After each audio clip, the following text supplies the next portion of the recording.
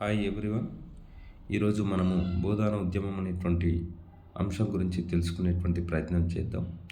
ప్రధానంగా భారతదేశం లోపల భూదాన ఉద్యమం జరగడానికి గల కారణాలను పరిశీలిస్తే, ఆ రోజు ఉన్నటువంటి భూస్వామ్య వ్యవస్థలో భాగంగా భూమి పేద ప్రజల చేతుల్లో కాకుండా భూస్వాముల చేతుల్లో ఉండటం చేత ఈ సమస్య అనేటువంటిది ఉత్పన్నమయ్యింది.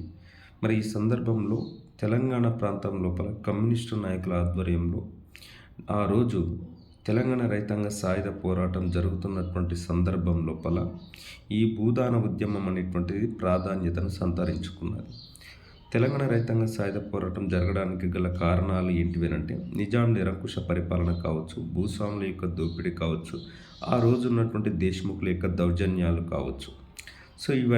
వీటినన్నిటినీ రూపుమాపడం కోసము కమ్యూనిస్టు నాయకుల ఆధ్వర్యం లోపల తెలంగాణ రైతాంగ సాయుధ పోరాటం అనేటువంటిది ప్రారంభమైంది.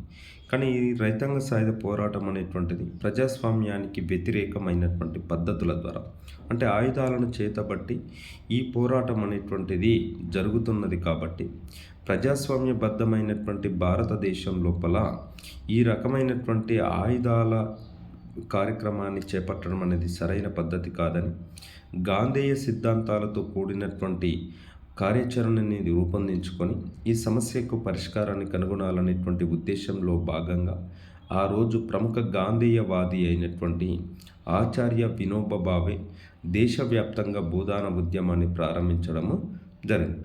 మరి ఈ దేశవ్యాప్తంగా ప్రారంభించినటువంటి భూదాన ఉద్యమం అనేది ప్రధానంగా తెలంగాణ ప్రాంతంలోనే మొదటగా ఎందుకు ప్రారంభమయ్యింది అని అంటే, ఆ రోజు తెలంగాణ రైతాంగ సాయుధ పోరాటం అనేటువంటి జరుగుతున్నటువంటి సందర్భం అనేటువంటిది ప్రపంచవ్యాప్తంగా పరిచయమైనటువంటి సంఘటనగా వెలుగులోకి వచ్చింది.